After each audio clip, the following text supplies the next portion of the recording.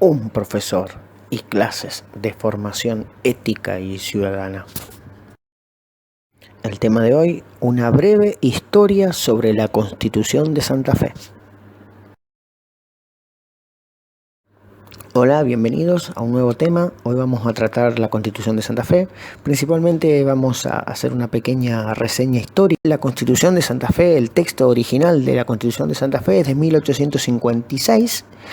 y que fue sancionada después de la Constitución Nacional, es decir, a partir del 1 de mayo de 1853, lo que va a ser luego la Confederación Argentina dicta la Constitución, que va a ser la primera constitución aceptada por todas las provincias. Una forma de decir, de las 13 provincias en ese momento, para 1853 había 14 provincias, dentro de las cuales una de las provincias se va a retirar del acuerdo, o no va a estar de acuerdo, o no va a estar conforme con el acuerdo de San Nicolás, y se va a retirar de la Confederación Argentina, que va a ser Buenos Aires, y esta constitución, la del 1 de mayo de 1853, va a ser aceptada por las 13 provincias restantes. Esta confederación va a tener como capital la ciudad de Paraná, ya que Buenos Aires sería otro estado aparte. Esta separación entre la Confederación y Buenos Aires va a durar hasta 1862. Pero volviendo a la Constitución de Santa Fe, podemos decir que esta Constitución de 1856 va a estar en íntima consonancia e íntimamente vinculada a la Constitución que se sancionó 3 años antes, también en la ciudad de Santa Fe.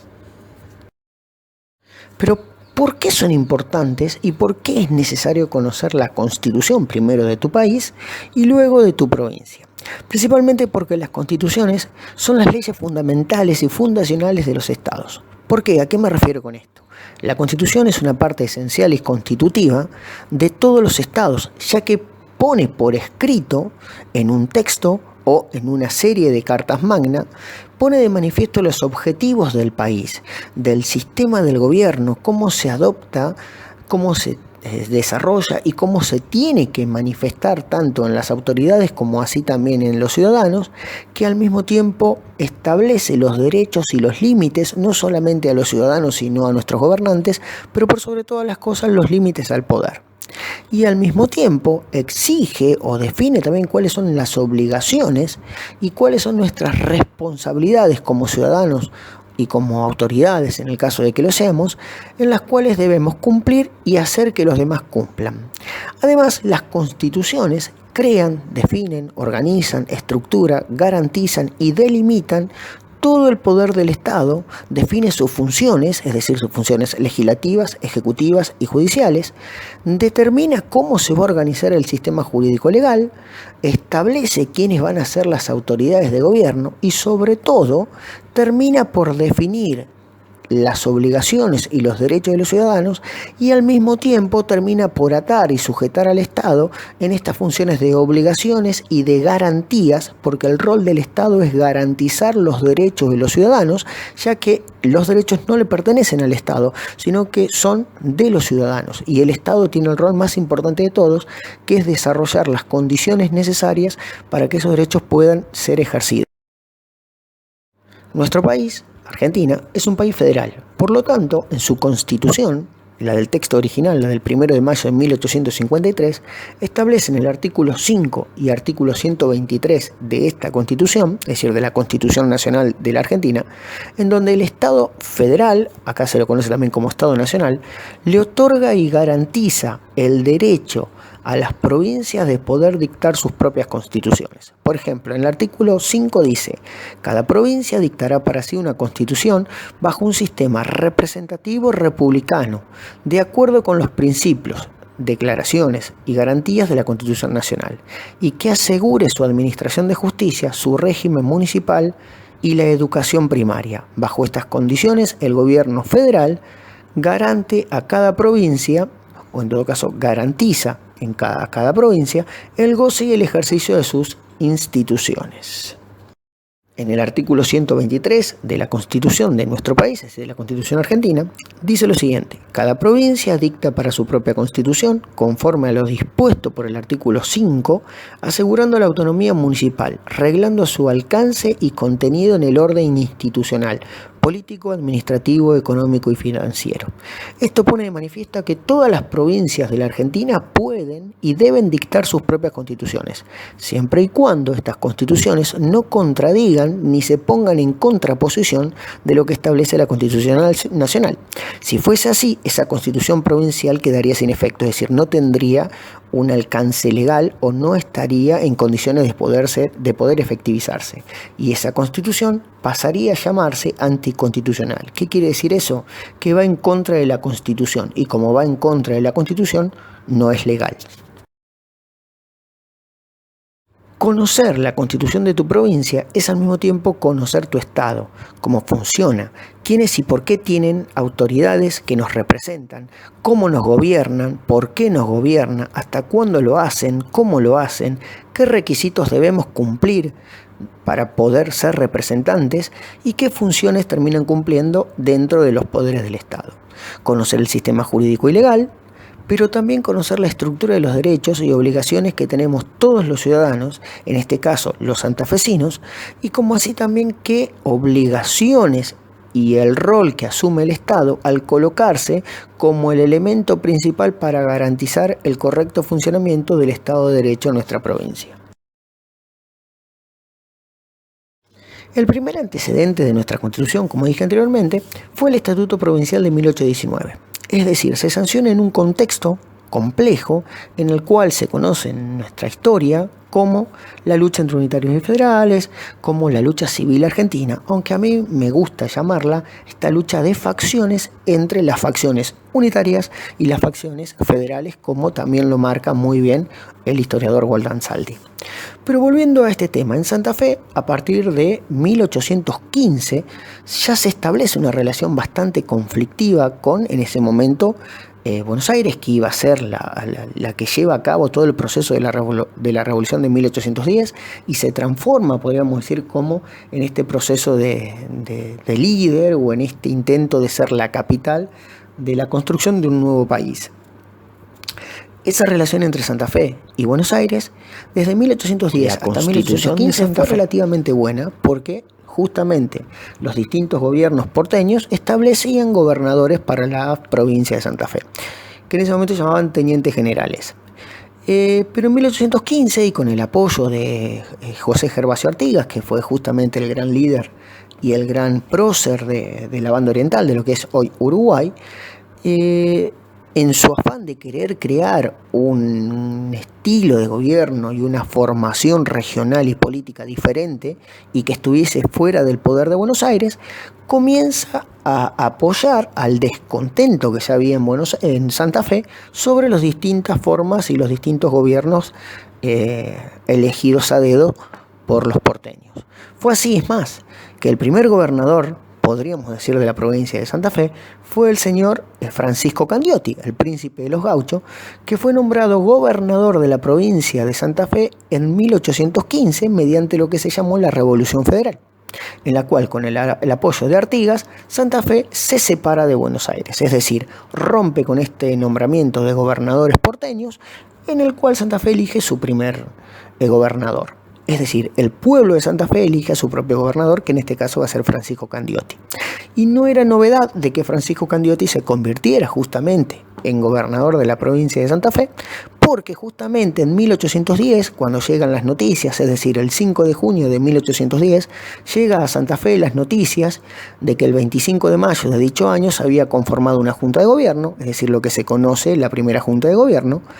que justamente mandó a un emisario para avisarle a las distintas provincias que ya el virrey Baltasar de Cisneros no gobernaba, sino que ahora gobernaba esta primera junta en nombre de Fernando VII, que se encontraba prisionero en España.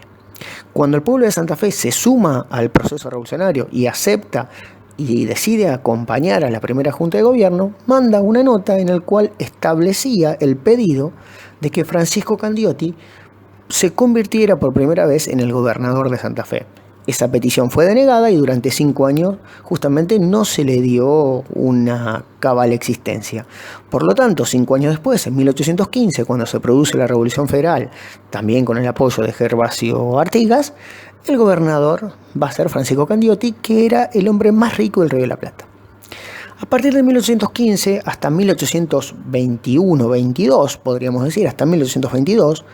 con la firma del Pacto de Venegas, la relación entre Buenos Aires y Santa Fe se va a dar en periodos de guerra y de una paz un poco ficticia. Esa se llamó la Guerra de los 7 Años, que fue muy nociva para la economía santafesina, y en ese periodo vamos a tener, primero, la Revolución Federal, el gobierno de Candioti, que fue breve, su muerte, la vuelta al poder de los porteños. En 1816 otra vez el pueblo santafesino se rebela contra los gobernadores porteños y define como gobernador al general Mariano Vera, que va a gobernar hasta 1818, y en 1818 los antiguos sectores que apoyaban a Mariano Vera y sobre todo la ruptura y la guerra constante con Buenos Aires hicieron que su poder se vaya rompiendo y se vaya erosionando, y se va a dar la figura o el inicio, el nacimiento de la figura de Estanislao López, que fue uno de los principales generales, o podríamos decir líder militar, que apoyó a Mariano Vera al poder, sobre todo, y que estableció lazos políticos para transformarse en la figura o en la futura cabeza de la lucha por la autonomía de la provincia de Santa Fe.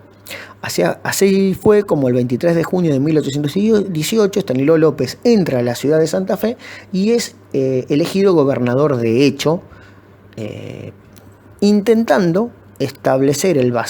solucionar el vacío de poder que había dejado Mariano Vera, y va a gobernar hasta 1820, cuando el Cabildo de la ciudad de Santa Fe lo va a elegir gobernador de derecho. Es decir, que el primer gobierno de Estanislao López fue de hecho, es decir, que se transformó en gobernador por la fuerza, y que luego va a ser gobernador legal elegido justamente por el Cabildo de Santa Fe. A partir de ese momento, entre 1818 y 1820, para intentar solucionar el caos económico, el caos político, el caos institucional que había en Santa Fe, el gobernador, Estanislao López, establece y redacta el estatuto, que más tarde se llamará Estatuto Provincial, para que sea aprobado el 26 de agosto de 1819 por el Cabildo de Santa Fe. Este estatuto establecía un sistema de gobierno representativo, republicano y federal. Una de las cláusulas más importantes radicaba en el artículo 19, que por primera vez en la historia se instituyó que el gobernador fuera elegido por voto directo por su pueblo, es decir, que el pueblo santafesino pudiera elegir a su gobernador mediante el voto. Esta constitución estaba dividida en 9 secciones con 59 artículos. En 1841 se va a dar la sanción de una nueva constitución. También se va a dar en un proceso caótico, podríamos decir, ya que Estanislao López muere el 15 de junio de 1838 debido a una enfermedad, debido a tuberculosis. Es más, cuentan los documentos de la época que a partir de 1835-1836 ya Estanislao López no gobernaba la provincia, sino que justamente se lo daba a sus colaboradores, siendo uno de ellos los más importantes Domingo Cuyen, y que del 1836 hasta 1838 raramente salía de su casa, y el último año, en 1838, se lo pasó muy grave en la cama debido a su enfermedad de tuberculosis. Cuando muere Estanislao López, quien llega al poder, como dije anteriormente, su mano derecha, Domingo Cuyen, que tiene una política o desarrolla una política dentro de lo que se conoce como la federación, bastante contradictoria y que no estaba muy vinculado a los intereses de Juan Manuel de Rosas, y que justamente se va a dar en el periodo en donde se va a dar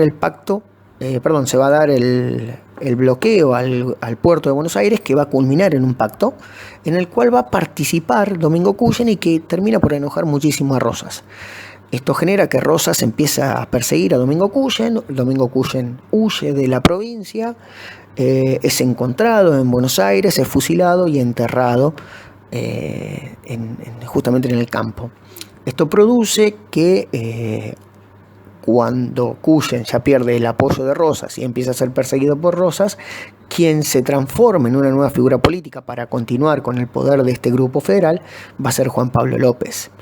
que en 1838 se va a transformar en gobernador de la provincia de Santa Fe, y en 1841 va a ser uno de los que va a participar en esta sanción de una nueva constitución que se termina por consolidar el 17 de junio de 1841, como dije anteriormente. Pero igualmente, volviendo a lo anterior, en 1856 se va a dar la sanción de lo que se conoce como la Constitución santafesina o la Constitución de la provincia de Santa Fe, es decir, el texto original de la Constitución de la provincia de Santa Fe. Con la aprobación de la Constitución de 1853, es decir, con la Constitución argentina, que dejaba, como expliqué anteriormente, la posibilidad de que cada provincia pueda establecer su propia constitución, se desarrolla en 1856 un Congreso Constituyente Provincial en donde se establece una constitución y se sanciona y se aprueba una constitución compuesta por 66 artículos, ordenadas en 10 capítulos. La Constitución tuvo 9 reformas, 4 en el siglo XIX, 1863, 1872, 1883 y 1890, y va a tener 5 en el siglo XX, 1900, 1907, 1921, 1949 y la última que está en vigencia, 1962.